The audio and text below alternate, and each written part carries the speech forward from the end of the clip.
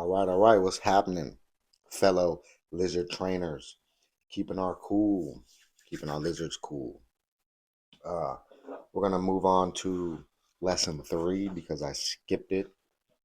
Ali, thanks for pointing that out. I am just a tad bit under the weather, but I got work to do. So the chapter 3 is titled "The Agreements of Reaction." Walk your lizard. Don't let your lizard walk you. Every time I react, I'm giving my lizard the leash. Every time I respond, I'm training him to walk beside me. Anger doesn't show up out of nowhere, it shows up because of agreements I made long ago. The unspoken rules that say if someone disrespects me, I have to check them. If they don't listen, I need to raise my voice. And if I don't react, I look weak. Those rules become reflexes, and reflexes become reactions. That's how the lizard starts walking me instead of me walking him. And this chapter is about identifying those hidden agreements and rewriting them so I can stay in control of the leash. And some of the science, when something feels like disrespect or danger, the amygdala, our lizard brain, fires off before we can even think. It sends a threat alert to the body, flooding it with adrenaline. That's when my prefrontal cortex, the part of me that reasons and plans, gets hijacked. Every time I pause, name the feeling, and choose my next move, I'm strengthening my self regulation muscle. A 2024 Harvard study showed that identifying and labeling a reaction before acting reduces aggression by almost half. That's 50%. That's science proven what practice kind of already knows. When I name my lizard, I can train him.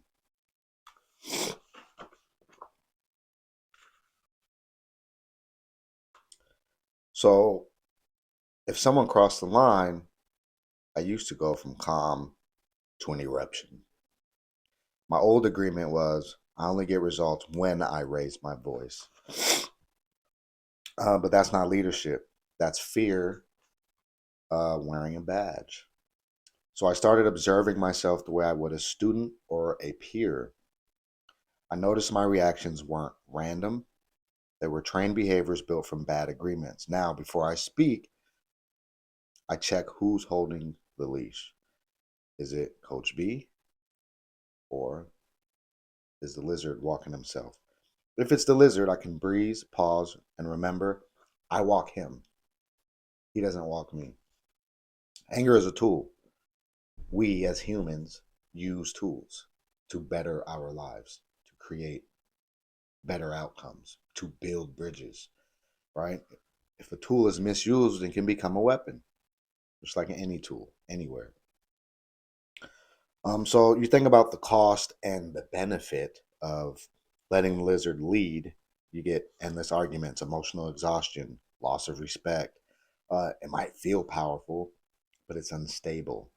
Now, training your lizard, as we know, requires patience, silence, consistency, and it can create predictability, peace, true authority, and emotional control. So there's some action steps and exercises for this particular lesson. And the first one is your agreement inventory, right? List 3 common triggers. For each, finish the sentence. When they do blank, I've agreed to respond by blank. Now rewrite the agreement. When they do blank, I will respond with blank. This is your new training command. So when we create new agreements, it requires a little bit of practice. Reading them over will begin to, first, we plant the seed. Like you do this work, you write these sentences out. You're planting the seed that you're going to create new responses instead of reactions to some of the same things that you've been reacting to for years that have led to disappointments in yourself and others around you, things that you're not necessarily okay with having said or done. That is where we really need to work on our agreements with ourselves. Whatever's at stake, we decide how we're going to protect the things that we value. And a lot of times it's with aggression. And then two, the one command rule. Next time you need to correct someone, now, partner or child, even a coworker, if you have a little bit of authority, um, state your boundary once calmly, or whatever the deed is that you need done. Just state it once and let that be it. It doesn't need to be a long, drawn out thing. It doesn't need to be repeated over and over. State it. If it doesn't change, a gentle reminder about what you stated. But at the end of the day, add a clear consequence if they choose not to follow through. So, state it all. Orient them to what you need and what'll happen if you don't get what you need from said person. And you let their choice teach the lesson. That way, you're training your lizard to respect quiet authority. All right, here it is. I need this from you, and you're gone, right? If you're a parent, it's easier to see that. One sec.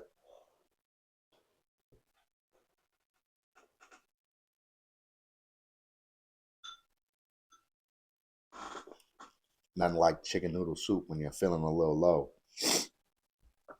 Number three in here is accountability reflection. So at the end of the day, you can ask, did I walk my lizard or did he walk me today? Where did I move the goalpost by repeating myself? And what command can I stand on tomorrow? And then if you want to do some one-on-one practice, call it the mirror moment, right? Stand in front of a mirror and say aloud, I walk my lizard, my voice is steady, my word is final. Or some variation that empowers you, some sort of affirmation that makes concrete your authority over your lizard. Your anger should not be taking control of your life. It's just a part of our makeup, it's a part of who we are. And then there's a personal journal prompt. So describe one situation where repeating yourself gave your lizard permission to get louder. What would calm clarity have looked like instead?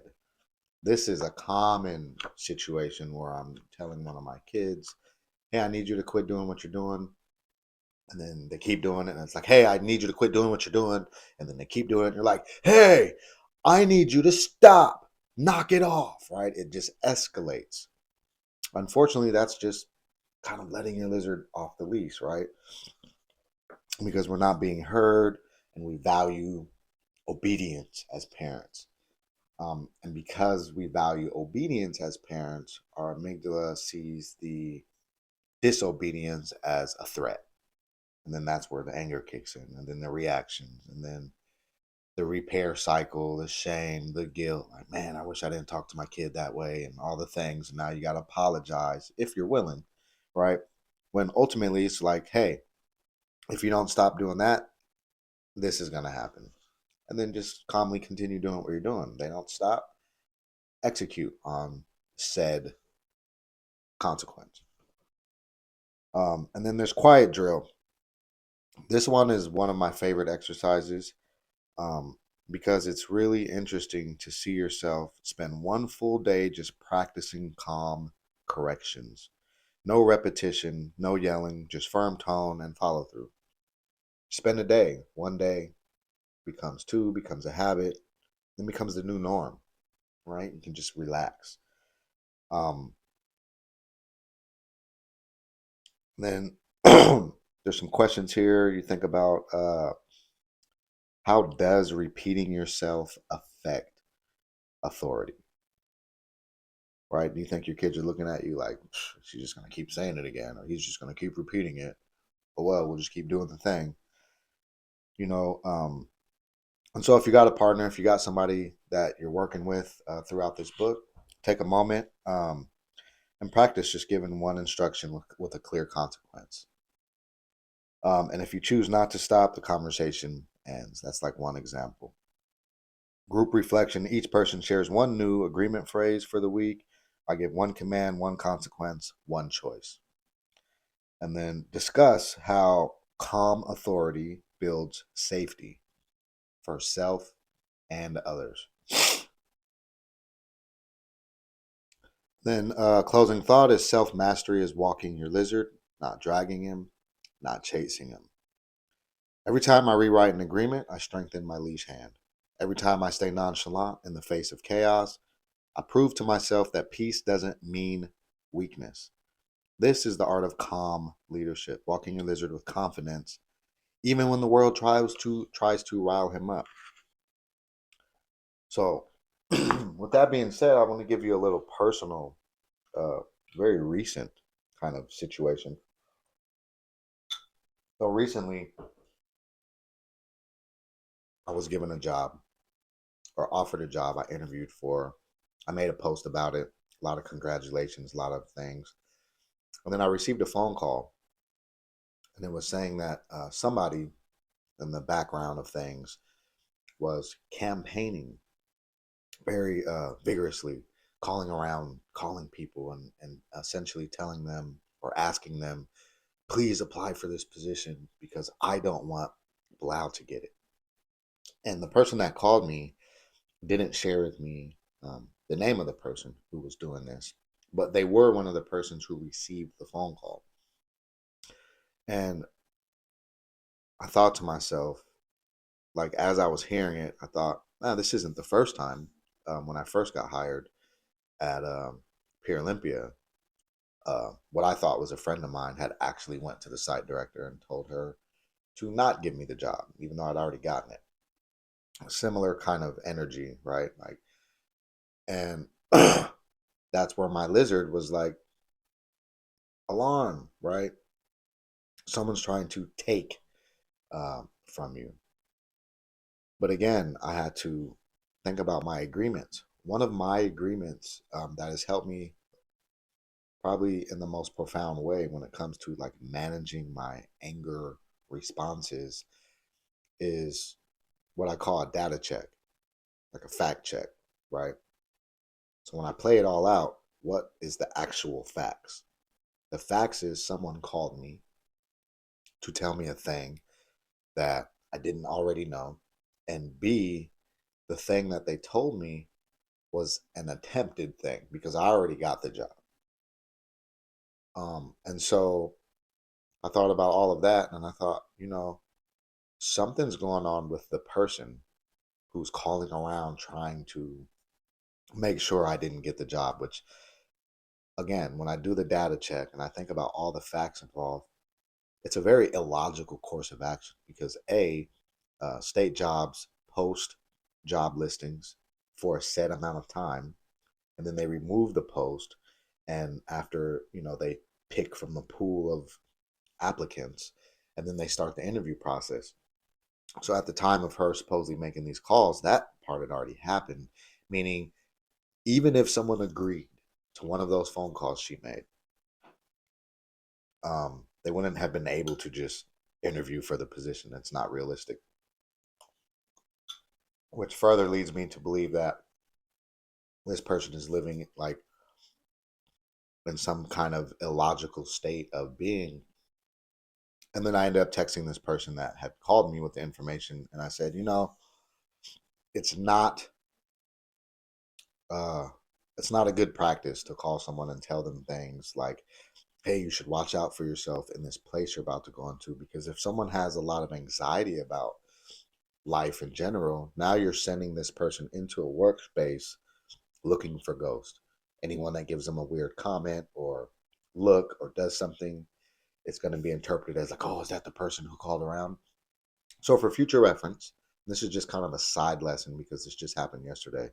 Um, if you have this type of information, if you're witnessing somebody, a friend of yours or whatever, commit something nefarious like what I just explained, either A, don't say anything at all to the person, or B, tell them who it is so that they know who to quietly keep their distance from.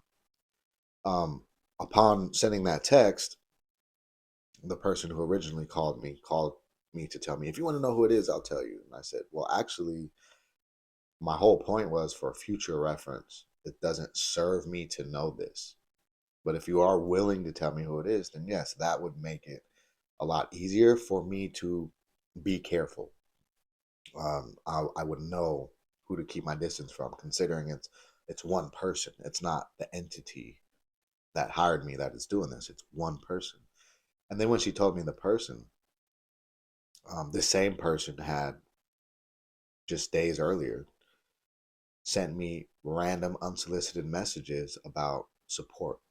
If you need my help with anything, I heard you are in the pool for the job and I got you. And if you need this, if you need that, And so I'm looking at these messages and then I'm thinking about the things that this person went and did. And I just thought to myself, well, um, that's really quite a lot. It's messy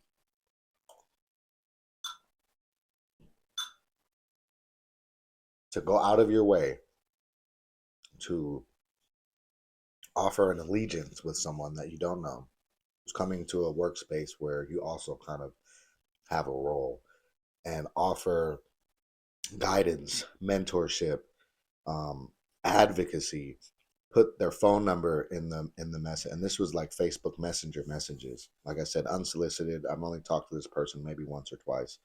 And then to find out that this same person was actively being very proactive in their campaign against me getting the position. It wasn't even about I have a friend who could do the role better or the program would suffer. It's literally without any rhyme or reason, um, an attempt to just thwart me personally from getting the job.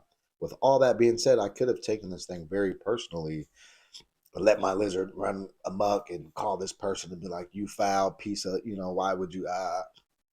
None of those things matter. Um, one of my philosophies for 2026 is heal them with kindness, and I genuinely, authentically mean that. When things happen like this, I tend to lean into my curious mind. It's always served me in my healing journey and my recovery journey and everything else that's good. Curiosity has led to some of the best outcomes. And with that being said, hey, drop some comments in here. I'm curious, had this particular situation happened to any of you in the group? And be honest, what would your response have been?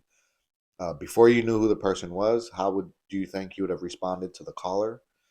And after you found out who the person was, with the same context of like this person having had reached out to you to offer you support, and then you later found out that they were, in fact, aggressively campaigning to not even allow you to get the position.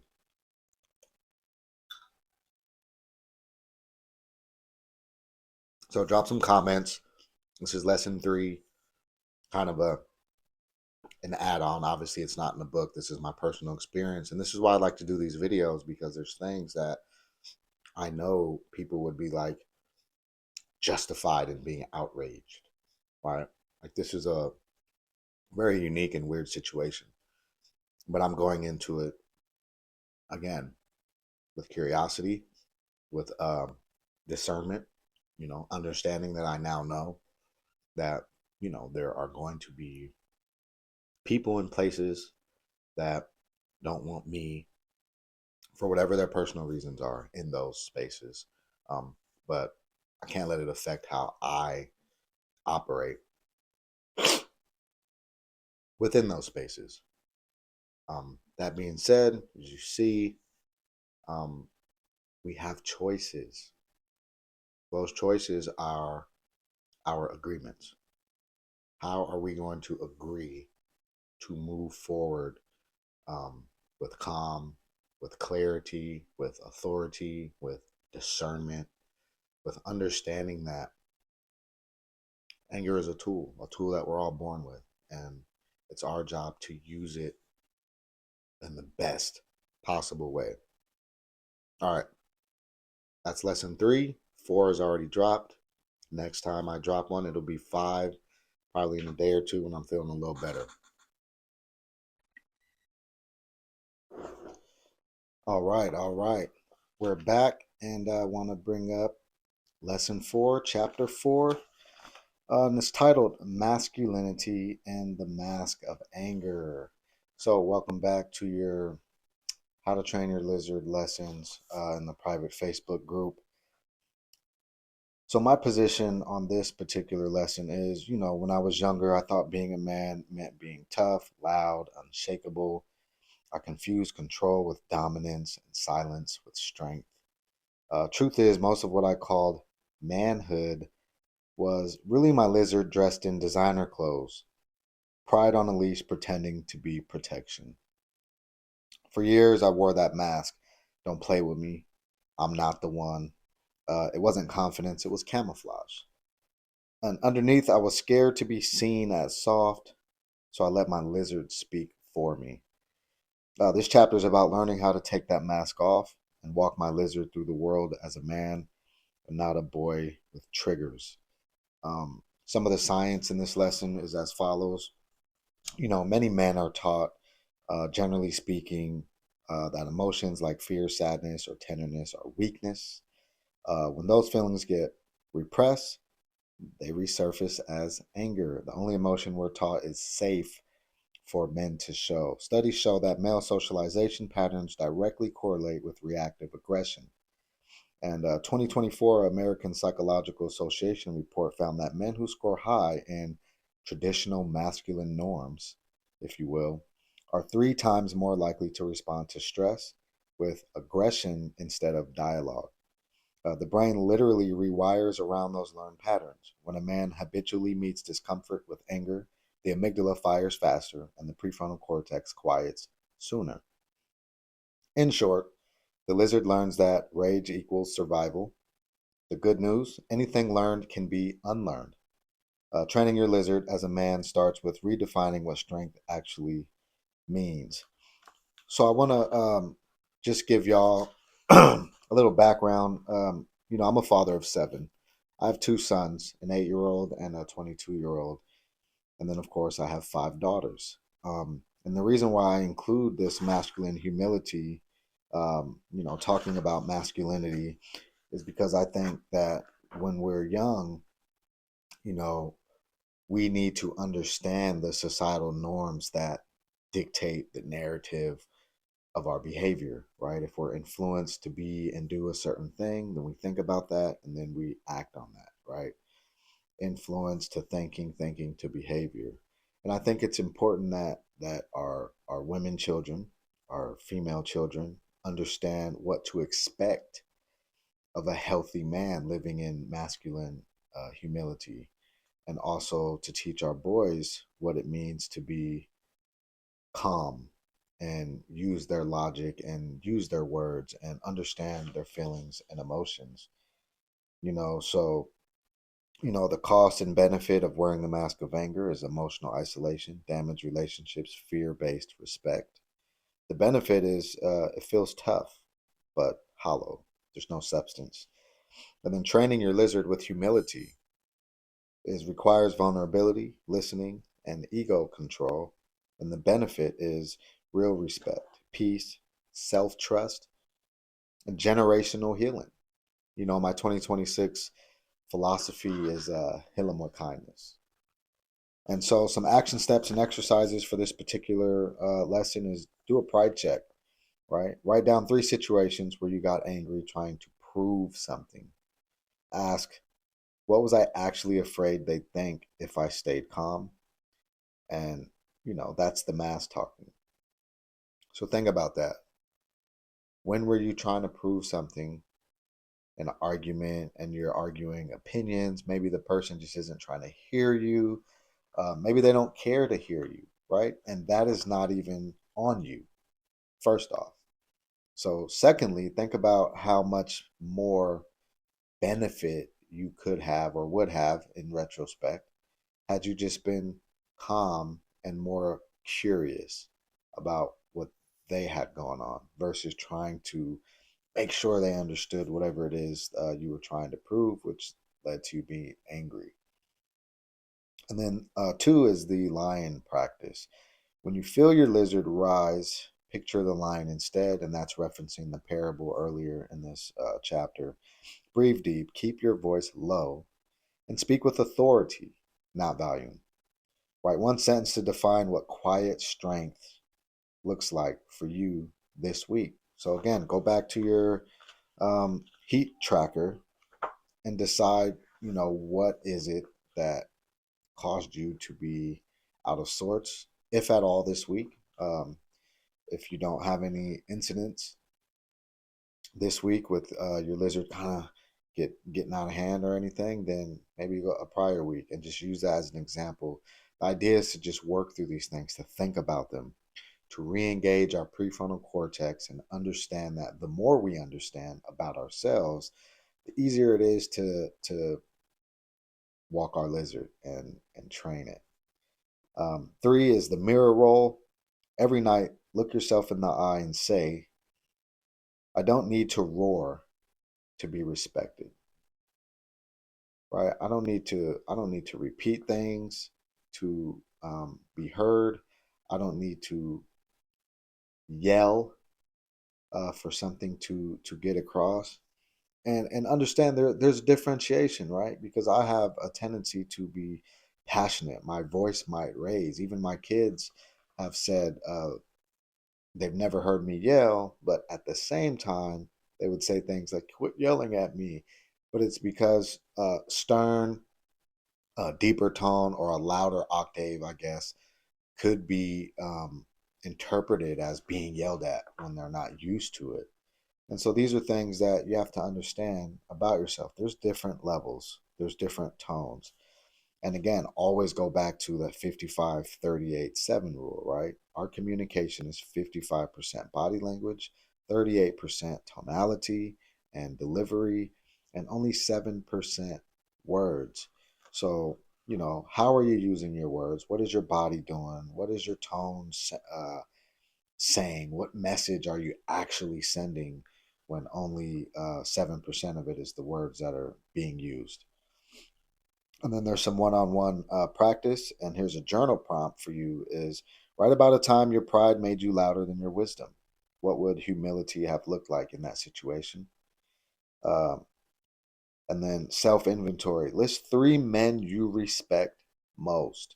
Do they lead with noise or presence? Right. In one of my other books, I really go heavy into the philosophy of masculine humility, and what that looks like.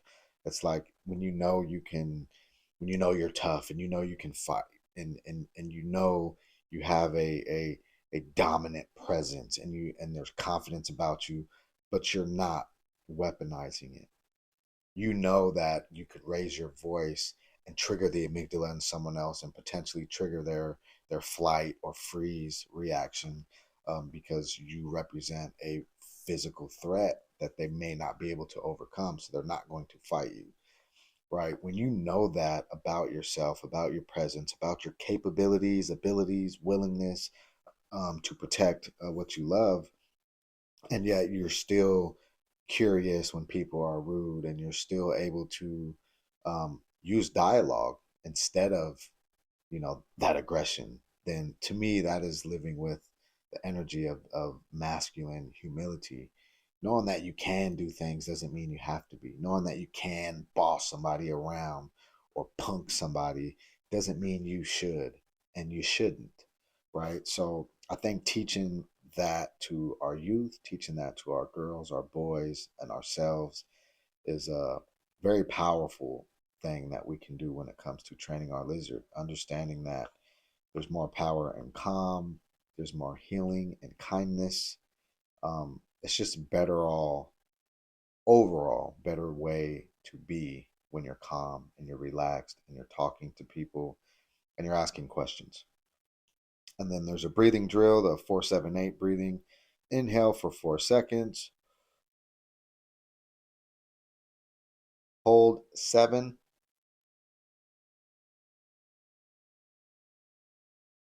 and it says exhale 8.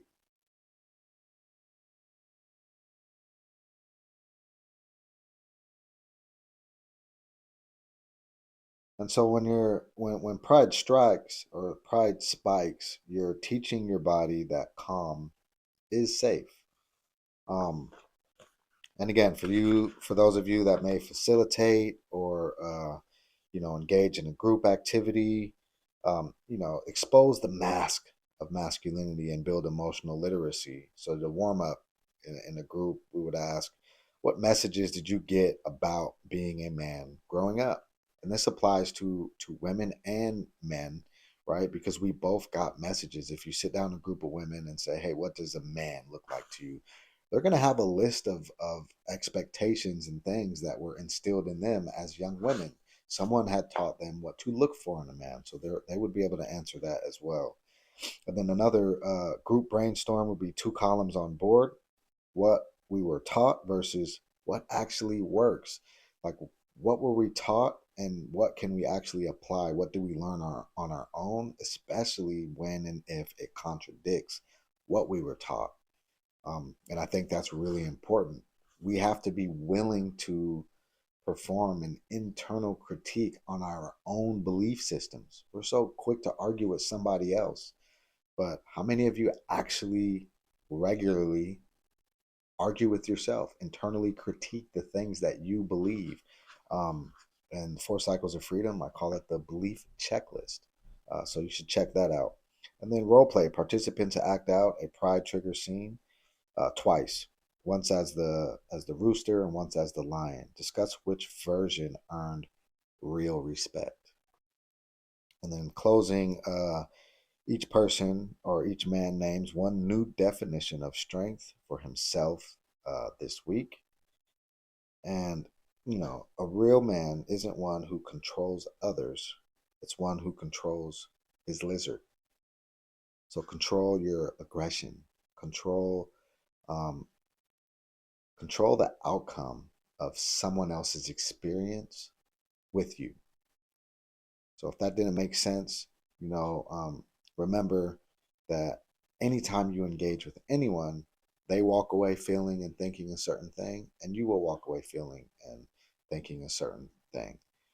Ideally, someone would walk away feeling better off for having engaged with you if you're operating in your most positive state and healing, coming from a place of healing. And so every time I choose silence over shouting, patience over posturing, I loosen the mask and tighten the leash. That's self mastery. Walking the lizard with quiet confidence, leading my family, and teaching my sons and daughters that peace is power. Choosing peace when other people would choose war and conflicts will set you apart. It will create opportunities and pathways that those who would rather be in conflict, those who prefer to engage in um, tumultuous conversations and relationships and behaviors, um, you would always be at an advantage if you just control your reactions. Um, we can't necessarily, in my opinion, control our emotions, but we can control how we react when they grow, when they get big and feel overwhelming. You feel really sad, really disappointed, or really upset, right? Really angry. What does your response look like? And how are you going to make it a response and not a reaction? That is kind of where all of this ties into the training of your lizard, is training yourself through repetitions, through dialogue with yourself, right? Taking ants, which is, automatic negative thoughts, and turning that into automatic repetitions about positive thoughts or even curious thoughts, just re engaging your prefrontal cortex so your amygdala doesn't take over and have you thinking other things, and being able to really take time to process what's happening in real time while you're in your big emotions, instead of letting them take over and have to look back and say, dang, I could have done better. Training ourselves to do better in the moment will create better outcomes. It will create the reality that you don't have an anger problem. We just had a problem upbringing or problematic teachings, if you will. But the real problem is believing that we have an uncontrollable problem when we don't have a neurological disorder creating that uncontrollable problem. Anger is easily manageable with the right tools and the right understanding. So that being said, next episode or next next lesson, we'll be going into lesson 5, power, pride, and the bully contract. So until then. All right, we back with chapter 5, power, pride, and the bully contract. And just in case you haven't been working on these, make sure you're taking a moment to do a little bit of how to train your lizard weekly heat checks, kind of see where you're at during the week. If multiple incidents happen in the same day, you can mark different spots along, say, Monday, for example. If you had an episode in the morning and then one in the afternoon, still, where was that at on the scale? And then we'll talk about it, right? One of the prompt questions on the end of the heat check is for incidents resulting in your lizard getting loose, what was the perceived threat?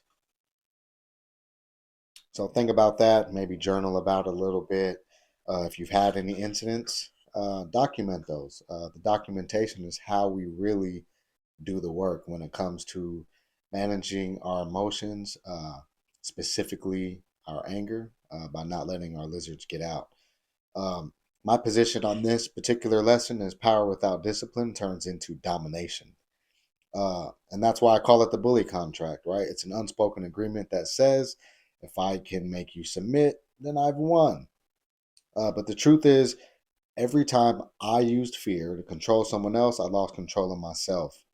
The lizard loves that contract, feeds on attention, volume, and compliance.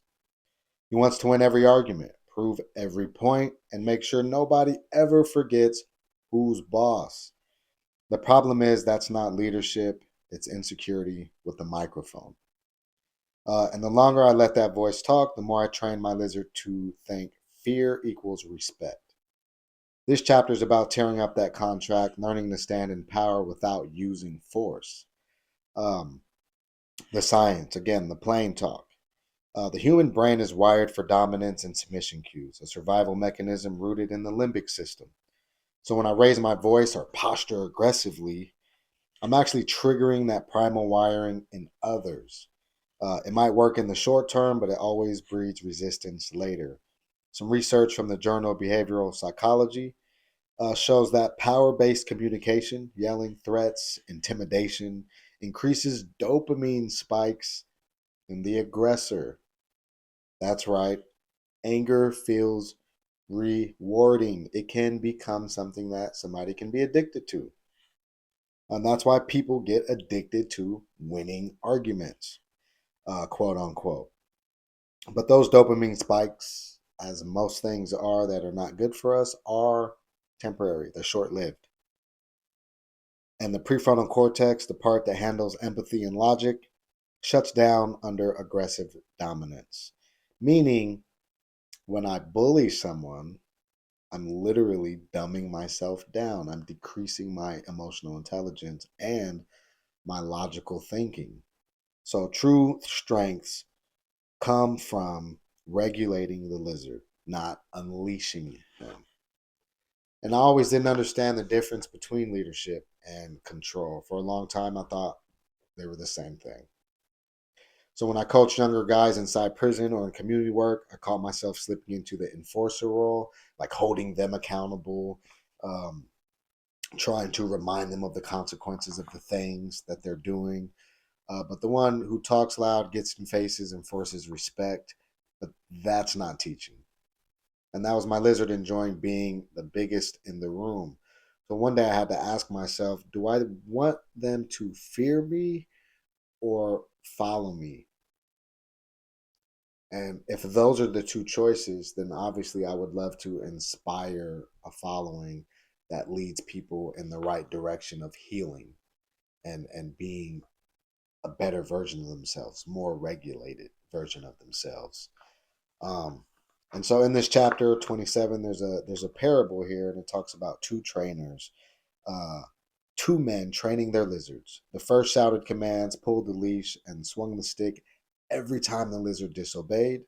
The lizard obeyed, but out of fear. The second trainer spoke softly, used patience, and rewarded progress. His lizard obeyed out of trust. One day, both men dropped their leashes. The first lizard obviously ran wild, grateful to just be out, probably cause a lot of damage, ruckus, all the things. The second one stayed close. That's the difference between control and influence. And as a side note, you will often hear influence creates thinking, thinking creates behavior, behavior creates habits, habits create outcomes. If you have a habit of lashing out in an angry outburst every time you hear something that you disagree with, then naturally you're going to have negative outcomes associated with that behavior. So the next thing we talk about is like the cost. Right? If you keep the bully contract, and this is the cost benefit analysis, and I've showed you that worksheet. It's also in How to Train Your Lizard Facebook group under documents. You can find the cost benefit ratio for any particular activity, and it's just basically the cost of what happens if you keep doing it, and then what happens if you change it. The cost here is fear-based relationships, burnout, broken trust. The benefit could be short burst of dominance, temporary compliance. Like somebody listen to you when you're bullying them in your face, but then when you're not, nothing that you're talking about they're going to implement in their lives. Training power with discipline. It takes patience, humility, emotional awareness. The benefit of doing that is it's true authority, it's peace, it's loyalty, and it's influence that lasts. And so next we get into the exercises and some actions that you could take when you're getting rid of that bully contract, if you will, and allowing your lizard to just be more calm. And so there's a power audit, and you want to write down 3 situations where you used anger or intimidation just to get results. And then ask yourself, did it change behavior long term? Meaning, let's just say parenting, for example, right? Your kid's not listening, and then you get upset and you actually express that being upset aggressively, right? You yell, you dominate the space, tower over, and then they go run upstairs or they go run wherever, and they listen finally, right? Because you yelled at them, you pointed your finger, maybe you got a little bit physical with them. Whatever it is, it's usually rooted in anger, and you're weaponizing that anger to get the results you want. And do you think it built respect or resentment? These are the questions you have to ask yourself and answer in the workbook. And then 2 is command versus control. So think of one person you lead, like a child, a partner, a team, even a peer, right? If you're a coach, if you're a peer support person, um, or if you're a supervisor, manager, whatever that looks like, and list what commanding looks like versus what controlling them looks like. And the example in here is command, here's the boundary. Control um, is do it my way or else, right? Now you're controlling the situation. You're not really explaining the boundary, the what's, the whys. You're not orienting at all. And then underline which one you want to practice this week. And then 3 is like rewrite the contract, rewrite the bully contract, rewrite the understanding that you have of what it means to exert power. So finish this statement. I used to believe that power meant blank. Now I believe power means, and then blank. What does it mean to you now? What did you used to believe? And then sign it. Literally tear up the old belief. You're officially terminating that bully contract.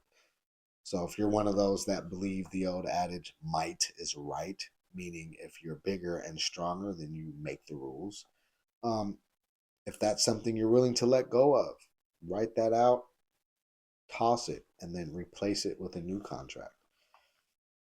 And then a journal prompt for you might be: write about a time you use force instead of influence. What would your lizard have done differently if you paused first? A mirror declaration could be something like: I don't lead through fear, I lead through consistency. Um, Positive affirmations in the mirror often help us instill habits, and hopefully they last over the long time. And then a quiet power drill: spend one day saying less and watching more.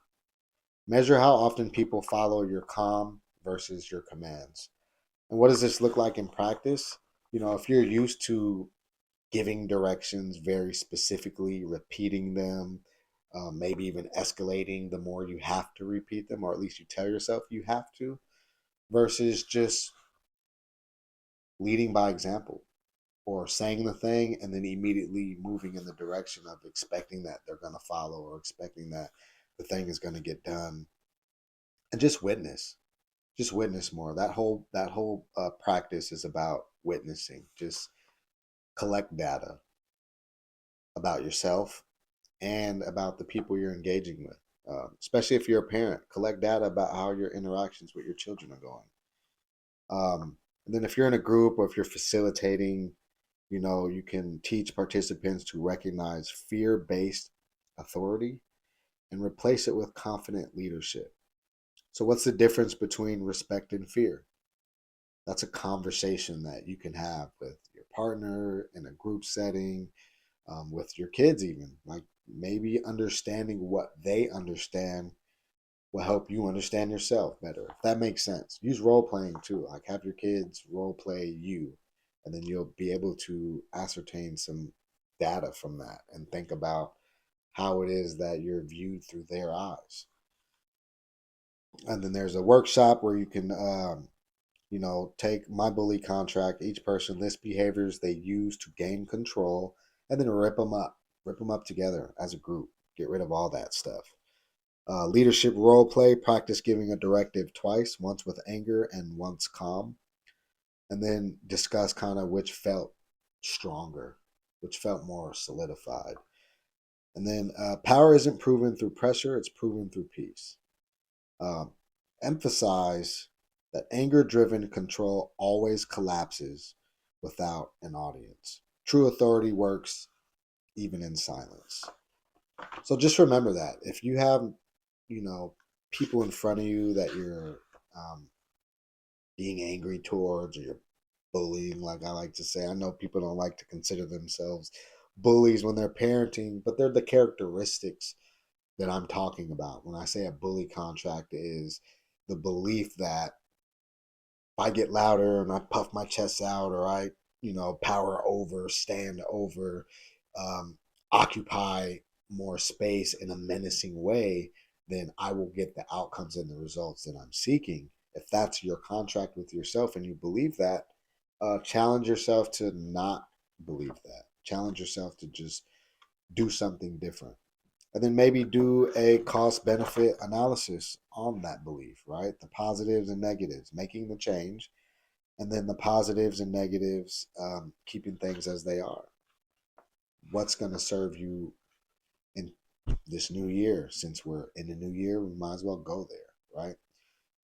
Let go of the things that didn't serve you last year, and embrace the things that will serve you to have better outcomes, better relationships, better opportunities, better feelings about life, about yourself. Um, and other people will feel better about engaging with you, because if you're someone who's known for not being very calm, or being high strung, or not being very emotional regulating, and you start to, you know, become more emotionally regulated and calmer and more direct, less confrontational, learning to be disagreeing with someone without being disagreeable. It's a fine line, but it's worth the effort, definitely. Um, So yeah, the lizard doesn't understand leadership, only domination. It's our job to teach them the difference. It's our job to regulate our emotions. It's our job to understand that our behavior is a decision we made after becoming angry or after experiencing a high level of an emotional situation. The choice to be aggressive is still just that. It's a choice. And we can choose different, unless, of course, we have a neurological disorder that says we can't.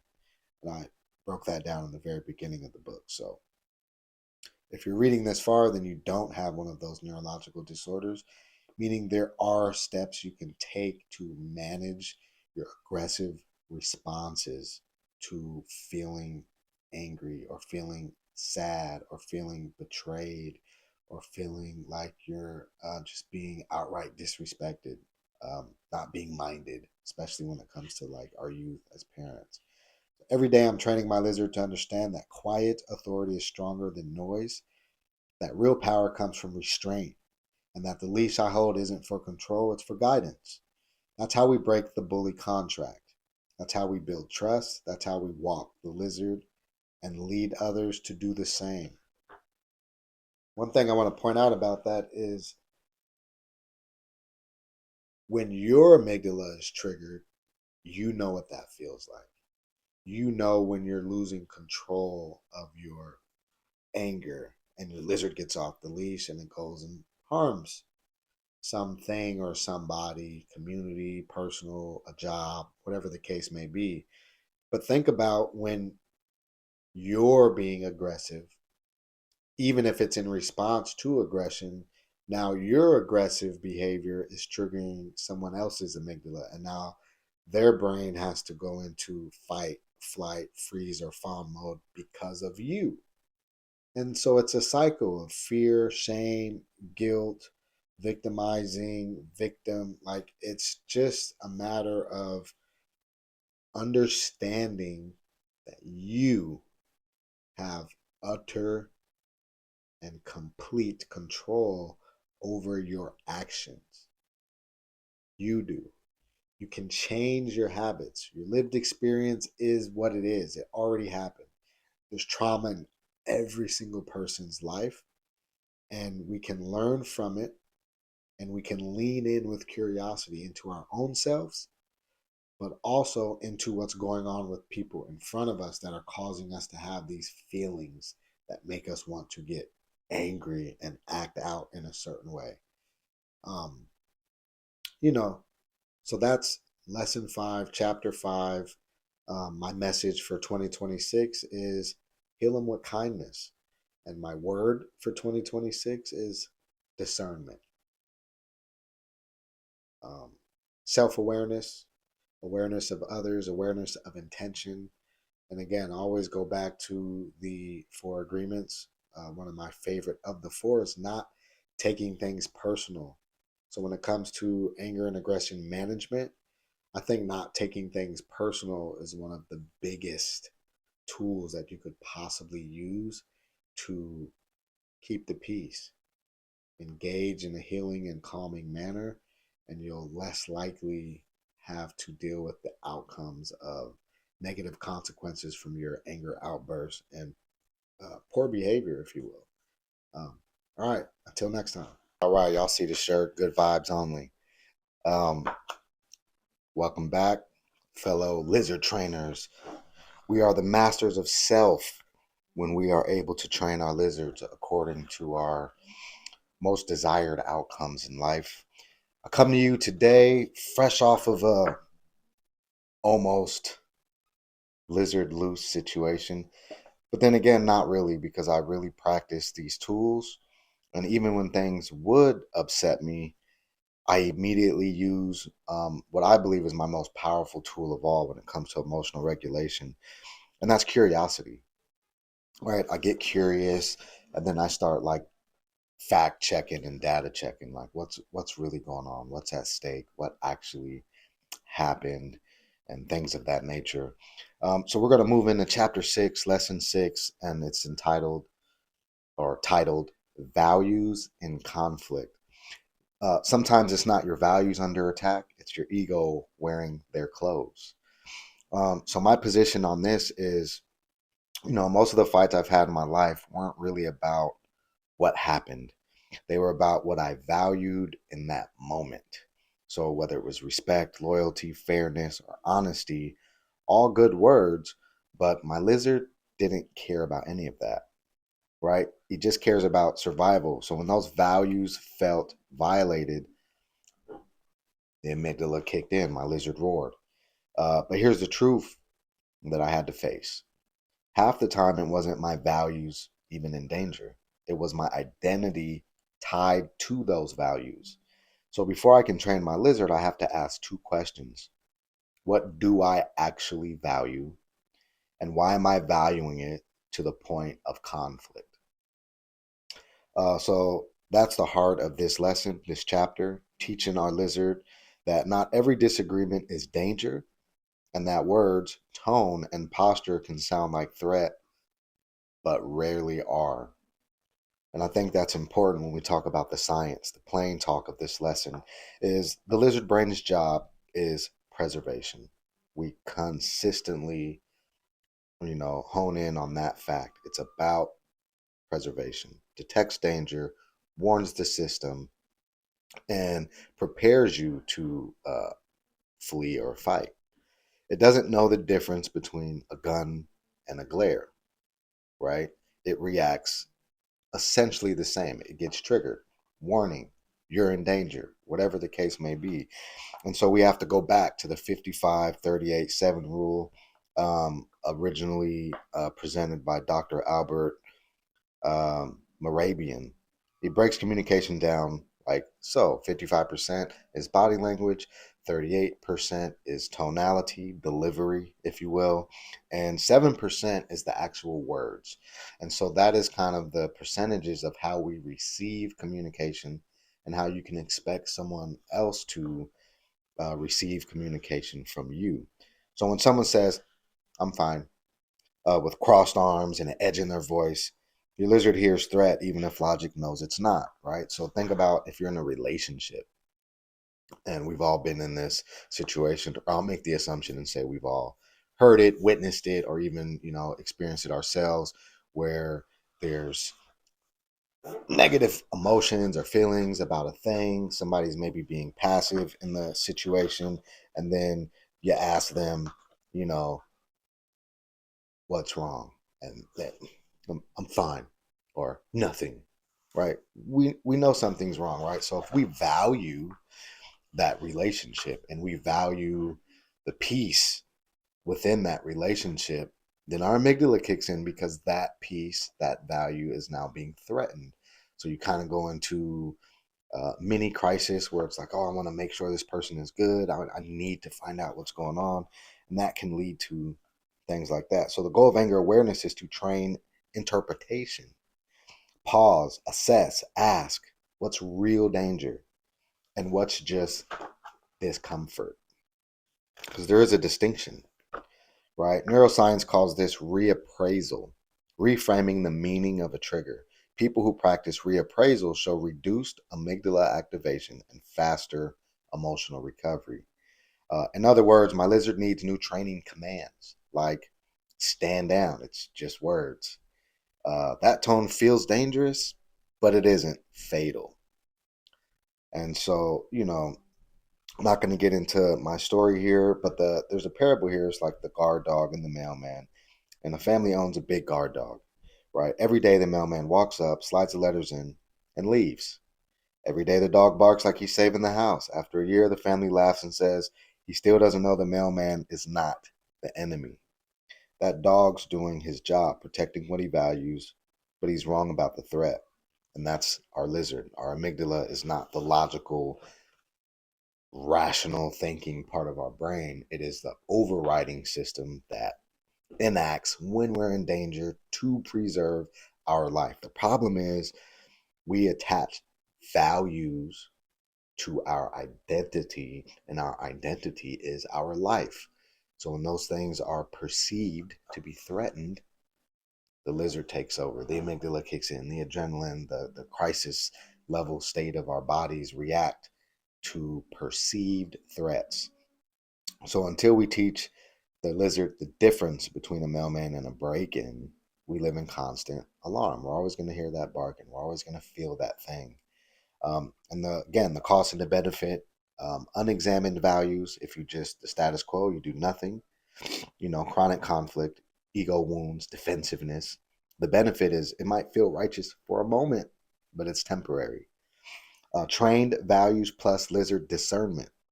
Discernment, beautiful word. It takes reflection is the cost and emotional honesty. But the benefit is peaceful clarity, real respect, and balanced boundaries. So there's some action steps and exercises you can take to practice this lesson here is list your top 5 values. Like really go in and list them. Like what do you actually value? Not your cookie cutter, what you think someone would want you to say if you were doing a Mr. or Mrs. America speech and you're like, I value peace and prosperity in the whole world. No, but really ask yourself and be honest with yourself about the things that you value. For example, I'll use myself. I have tatted these family first tattoos on my hand for the longest time, and I said the words, family first. That's what I value. Yet I kept going to prison. So my behavior was actually not in alignment with what I actually valued, right? Because if I valued my family and that value motivated my behavior, then I would have done everything in my power to stay with my family and protect and provide and be there. But instead, I was doing other things and uh, applying the family first value to those behaviors and acting as if, oh, the things I was doing, the hustling, all of that, and going to prison was all because I value family. Um, you know, it wasn't true, right? So the things I value now are definitely my family first. Um, and that's anyone I consider family, right?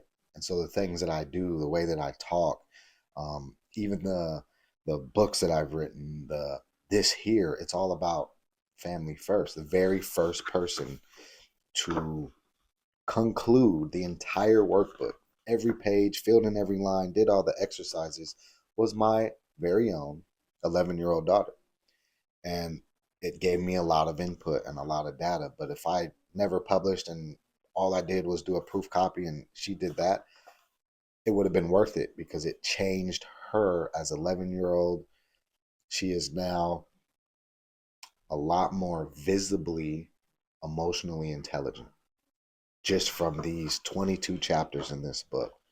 And because of that, I think that I value the work I do because it can make my family better and have better outcomes. And so I imagine all of my kids at some point coming across one of my workbooks or some of the curriculums I put out and gaining knowledge and being better. So that's one of my values. Like when it comes to respect, do I value it to the point of like if someone across the street walks by and like, hey, you bitch ass mother effer, am I going to go into conflict with that person and address that? A few years ago, absolutely. Lizard would have been right off the leash without a question. And my stupidity, if you will, that very action could have got me shot and killed. Maybe that person had a gun and I didn't, right? So, no, I do not value respecting me um, enough to warrant any violence or anger or aggression. What I do value is how I show up and how I respect others. I do value respect in that way. I value my outward expression of respect more than random people respecting me. Now, when I set boundaries, I value my boundaries and I value them being respected to the point where if I set a boundary and I have a consequence attached to that boundary, I will honor that consequence. If I tell someone, hey, if you do this thing in this relationship with me, and like, it's a wraps.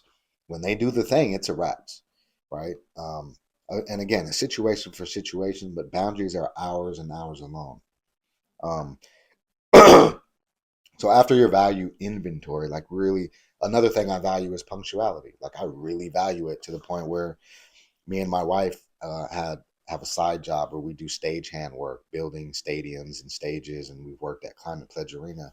There have been times where I've threatened, or I wouldn't even say threaten, but I have set the boundary like, babe, if you're not ready, I'll leave you here and call you out. I'm a supervisor on most of those shifts, and I value my punctuality and my being reliable for my employers or people when I say I'm going to be somewhere at a particular time. I value it enough that I will leave my own life behind, right? That is a value I have. That is a boundary that if you're riding with me, you'll get left if you don't honor that boundary. So now ask the second exercise or action step, if you will, is which ones cause me the most conflict and why? So, of the 5 things you listed in your values list, which ones do you feel like in your life cause you the most conflict? And then take one recent argument and chart it, right? Was I actually unsafe? What did my body feel? Was it about my value or my ego? So use 2 highlighters, red for real danger and yellow for discomfort. And this is how you kind of track it, right? And then, most anger ends up yellow. Um, and then number 3 is the 55, 38, 7 reflection. Think of a time you misread someone. What did their body language? 55%. What were they showing you? What were your physical signs? And tone, 38%. Tell your lizard that their words, 7%, didn't. So remember, when we talk about things like following what's live, reading between the lines of what words come out of somebody's mouth is 93% more of communication. If words are only 7%, and we often get words misinterpreted, so we're not even at the full 100% of the 7%, we really need to rely on the 93%, which is the tone and the body language. Um, and then, so rewrite the scene as if you'd paused and asked a clarifying question instead of reacting. So again, think of a time where you misread someone, you misread their body language, their words, whatever. You didn't get the actual signal, and you reacted, right, out of anger, maybe an aggressive comment, whatever, and then rewrite the scene as if you would have paused and asked a clarifying question instead. Um, a journal prompt in here is which of my values cause me the most conflict, and what fear is underneath that value. So that's a journal question I want you to work on. If it's causing you the most conflict, what is the fear behind it, right? And then body check. When you feel disrespected, label the sensation out loud, right? This is tension. It's not a threat. And then language drill. Practice saying, I hear your tone, but I don't feel unsafe. That sentence retrains the lizard in real time. But this is something you can practice when you're visualizing an argument. Maybe you just got out of and you're like, man, and you want to relive it. Play that movie again in your head, but change the outcome, right? You can always change the outcome of something that happened with a memory, which will prepare you for the future of it happening again and having the more desired outcome instead. Um, So there's some group exercises since this is, the video, and I try to be quick about putting this stuff out there. We do want to remember, document, use your weekly heat check. If you don't have one, you should be able to find one, print it yourself, and just fill that out. Make sure you're, documenting. Just want to show y'all again how to train your lizard weekly heat check. Each day, the thermometer and on the side of it here, it shows you exactly kind of where you're at, right? If you're at a 10, you're livid to enraged, your lizard is out, probably doing something harmful and regretful. 10 or 9, 8 to 7, it's time to take a break. maybe cut on the AC. And if you remember, I'll give you the AC card again, just so you could see that. Maybe pause the screen. So remember, the AC is a tool that I have created.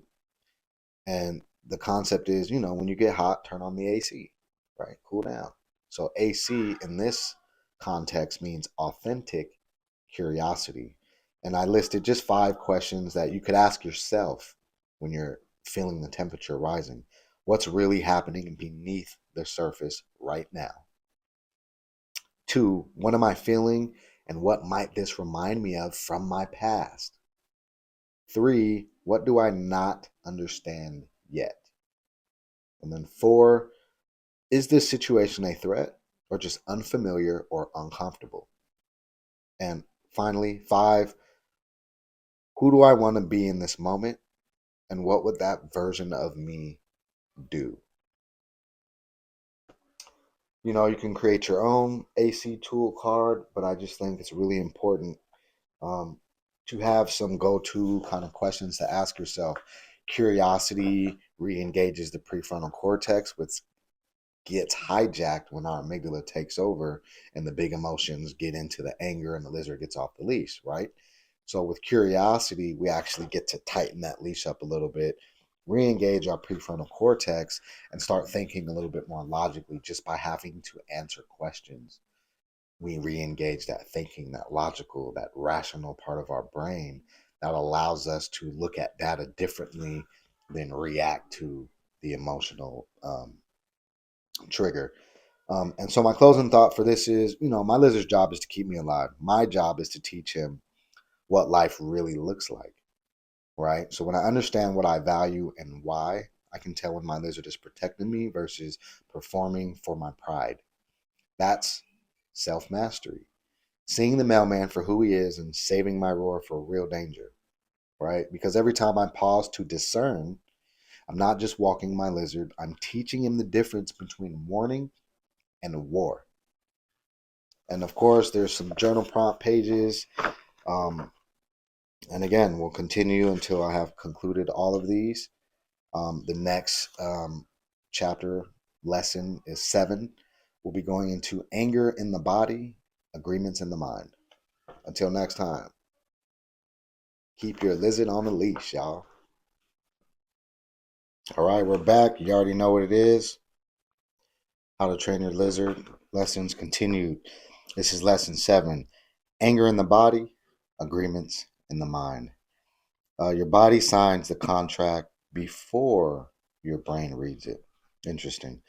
Most people think anger starts in the mind, but it doesn't. It starts in the body. The body is the lizard's home, and he moves faster than thought. When something feels unfair or unexpected, the lizard flips the switch before I even have a chance to breathe. This chapter is about learning to read those body alarms, the sudden heat, the clenched jaw, the spike of energy, and retraining them before they turn into words or damage. A side note that we'll likely regret. Um, so for me, and I put this in the book because this was kind of the one, I guess, uh, chink in my armor, right? This was the piece that I couldn't figure out until I did. And so let me confess something simple. Mario Kart 8, right? I could be calm all day, teaching self-regulation. I could have just finished a training, peer training, crisis awareness, all that, mentoring folks through trauma. And then I'm in first place, final lap, and almost at the finish line. Bam, get hit with a red shell. And before I can even process it, I'm like, damn it, fun, right? Just instantaneous. And, body tension, like I got physically attacked. I go from peaceful Coach B to animated thunderstorm in half a second. So I had to ask myself, why does a video game have this much access to my nervous system? What's really at stake? It's not the game, it's the feeling of sudden loss after effort, the illusion that I'm being robbed of something I earned. So again, when we did that last chapter, right, and we have these things that we value, right? So do we value, or do I? I'm thinking I value um, my efforts. I value the outcomes that I'm working towards and hard. And even if it's something small, like getting first place in a video game, the value of my effort is attached now to my identity. And then boom, it doesn't happen, and then I get triggered. Something's been stolen from me, right? And so that same spark of, and so again, it's the feeling of sudden loss, the illusion that I'm being robbed.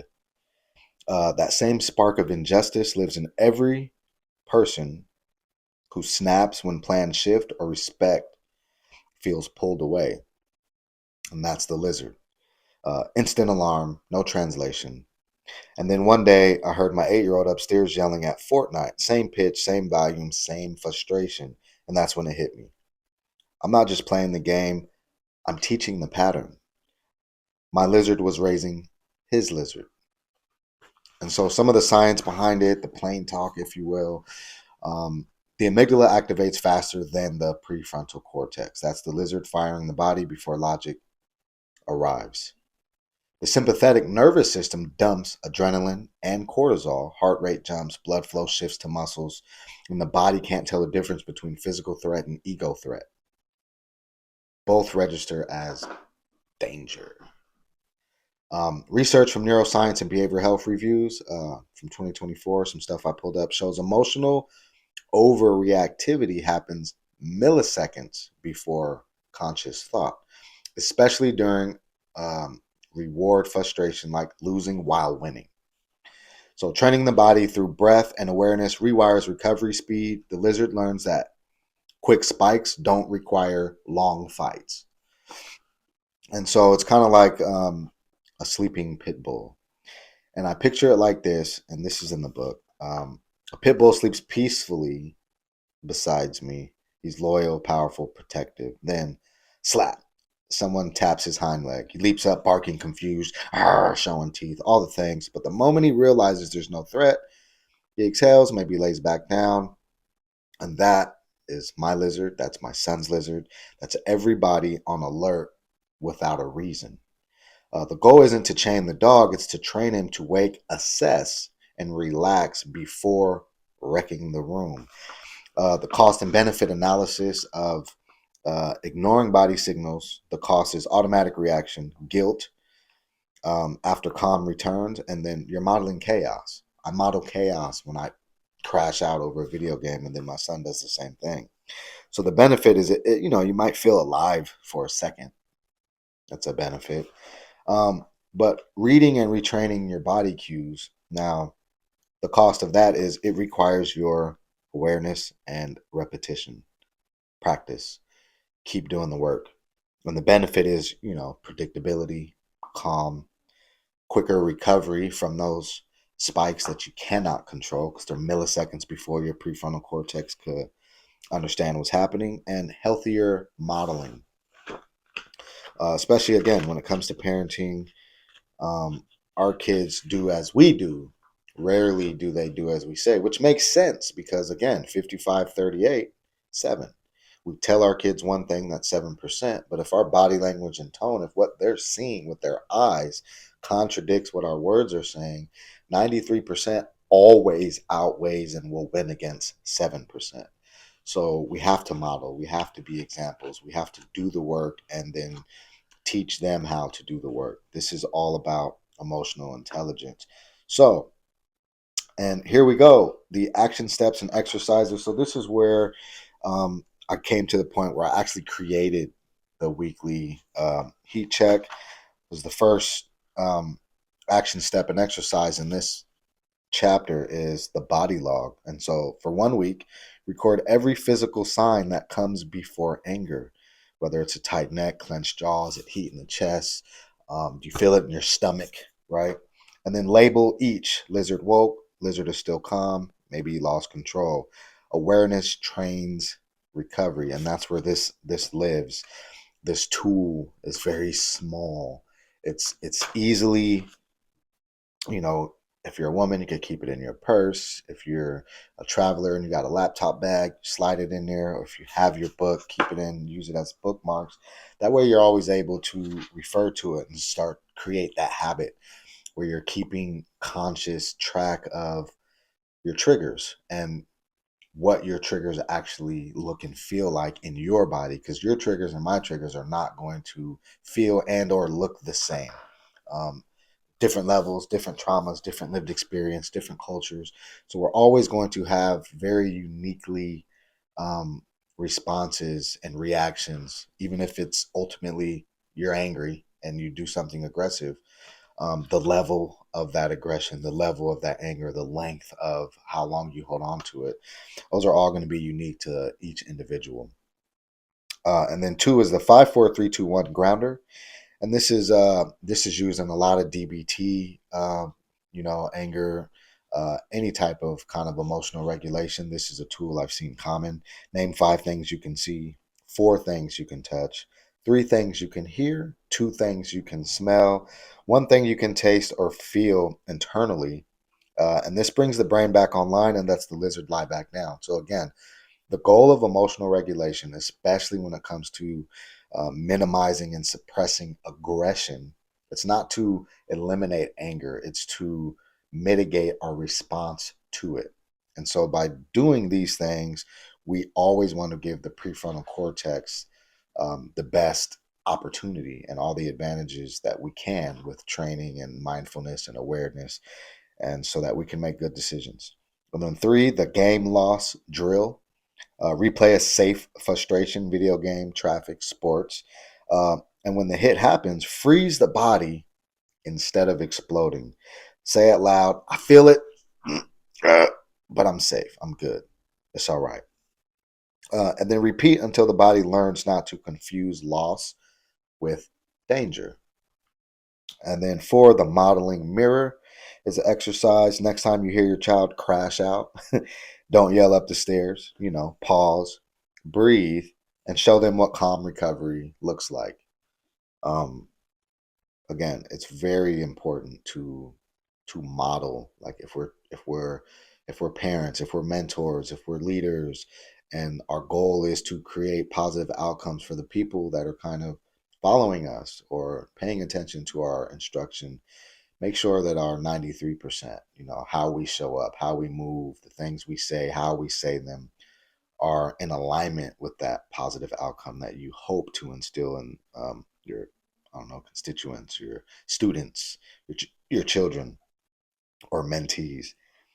And so, again, there's a journal prompt here. What situations wake my lizard fastest, and what do those moments have in common? So think about that as a journal question, one of the questions you would ask yourself. And then the body scan practice is morning and night, scan from head to toe. Note tight areas. Ask, is this tension or threat? And then a mini recovery timer. Set a 90-second timer after a trigger. Let the chemical wave fade before speaking. I know in real talk, like when you're maybe having a face-to-face conversation, it's probably not going to be received well if I just froze for 90 seconds and just stared off at someone when we're like maybe in an argument or there, stuff like that. But this would apply to a text, an email, because we have phases, right? We can react, but in that reaction, especially when it comes to like texting someone or sending an email back with all your feelings and things in it, what ends up happening is we skip a lot of steps, right? So you hear something or you see something and you react, you're like, oh, I'm going to send this message. But we have to first think about what it is that is causing the alarm, right? What values are being threatened, or what takes something from uh, a passive kind of just seeing something happen, right? You witness something or you hear something, and it becomes like, there's passive observation. You just observe something, you think to yourself, whatever, that's interesting. But what takes you to the next step of after that observation, you are compelled to react. and then you write out this message, right? So you have to think about the message you're sending. You have to then type it out, right? Dumb it out, whatever, voice text it. And then you have to send it. That's three very distinct steps. So before all of that, I would add the step of after you type it out, before you hit the send, read it. And then place yourself on the receiving end of your own text. Do your own internal critique in this way, right? So write the text and then put yourself in the recipient's shoes and think, how would you feel if this text showed up on your phone from, the other person? Um, and what is the likely outcome? What is the reaction feel like?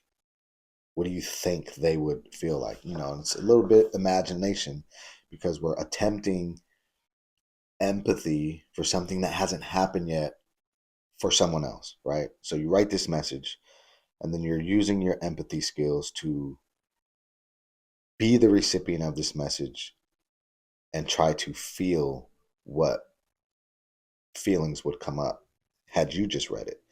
And then think about, is that the outcome that you wanted when you started writing the message, right?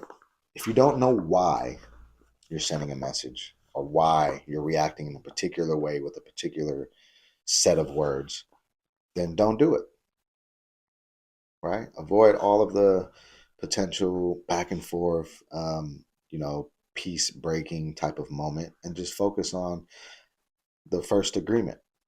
How can you be impeccable with your word? Is what you're sending going to build or break the person? And then, so yeah, think about that when you're talking about like a 90-second timer. Take 90 seconds and then run through those questions. And then we have, like some group, if you're in a group, if you're working through this anger management and aggression, really is what I like to call it, aggression management. If you're working through this with more than one person, there's a group facilitation practice in here where we teach the body awareness as the first line of lizard training. So there's a warm up. You would have each other recall the last time their body reacted before their mind, and then do a demonstration, practice, guide everyone through the 5, 4, 3, 2, 1 grounder. Have a discussion about it. What's at stake in those micro moments? What are you protecting? What are you fighting for or over, or what do you perceive as being threatened? And then each person commits to one sentence they'll say when their body reacts. I feel it, but I'm safe, or something along those lines. And there's no healing without humor, right? And humor is the antidote to anger, right? It is supposedly scientifically impossible to feel angry while smiling and or laughing. So keep that in mind too. And my closing thought on this particular lesson is the lizard lives in the body, but peace lives in the pause. Every time I breathe instead of break, I'm teaching my nervous system that I'm not in danger, just in discomfort. Every calm recovery is a small win, and every win trains the next reaction. The day I stopped blaming Mario Kart and started training my lizard was the day I started teaching my son that calm is inherited too. Because the body doesn't lie, but it can learn a better truth. So take a moment, write your thoughts, do the work, continue to do internal critiques on your own belief system, on the things that upset you. Really, really follow that thread until you get down to the most common denominator. Like, what is it about me or you that creates this level of angst when said thing happens? Get down to the nitty gritty, get down to the why behind it all. And it'll help you to not react in that way when you know that this has nothing to do with what this person said. This might trace all the way back to when I was a child and my mom said A, B, or C to me all the time. And now when people say the thing, I get upset or I'm re-triggered, right? So let's do the work in 2026, right? We heal them with kindness and do the work. The first person that should be a recipient of your kindness is yourself. That being said, I'm going to knock this out. Chapter 8 is coming up, the cycle of reaction and repair. It's one of my favorite topics as well. But speaking of humor, I'll leave you with um, another tool of mine from the Fitful Toolbox, and it's called Disarming Curiosity Card. I'll show it to you. And so I always come with just some examples, right? And this is use these when someone's energy is off and you refuse to let it ruin your peace.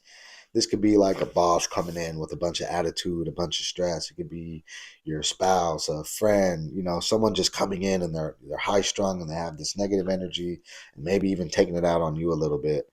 So there's some quick questions you could either ask internally to just make yourself kind of laugh inside, or if you have a good relationship, you could ask these directly to the person. One is, who pooped in your cereal? Right? Or if I'm thinking this in my head and someone comes in and they're just I'm like, man, who pooped in their cereal? Right? Like, they wake up, eat poop for breakfast. And then two, someone steal all your left socks. Like, things that could be funny that frustrate people, that happen all the time, right? How many of you have lost one sock when you're doing laundry? You throw a bunch of pairs in there, but for whatever reason, you only get singles back. It happens, right? And that's funny. Three, and this is one, these are just things. Again, you could create your own list, but who dookied on your porch this morning? Right? Like, imagine walking out of your house and stepping in poop that shouldn't be there. Like, when we were kids, we used to put poops in bags and light them on fires as pranks, right? Like, stupid stuff like that.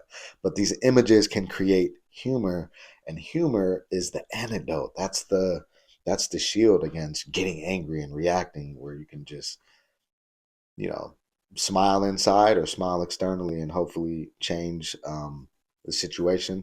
Four is one of my favorites. Who farted in your elevator?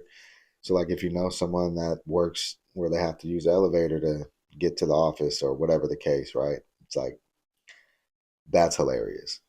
And then, seriously, number five is basically seriously, like, what happened? So you can ask one of the four, create your own, get a little laugh, and then be like, seriously, like, what happened? Because I didn't do it, right? I'm not the source of your problems. I'm not the source of your energy being off today, but I would like to add, positivity back into the space.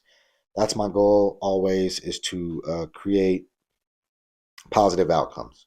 Whatever the engagement is, I just hope for a positive and not a negative outcome. And we all have the potential for self mastery. Um, Doing this work, you're choosing to pursue it. Pursue that internal evolution. That is the foundation of even, right? My podcast is based on that very philosophy of pi. Pursue internal evolution. All of this is included in that. So enjoy. Keep your lizard on the leash. Stay safe. Stay in positivity.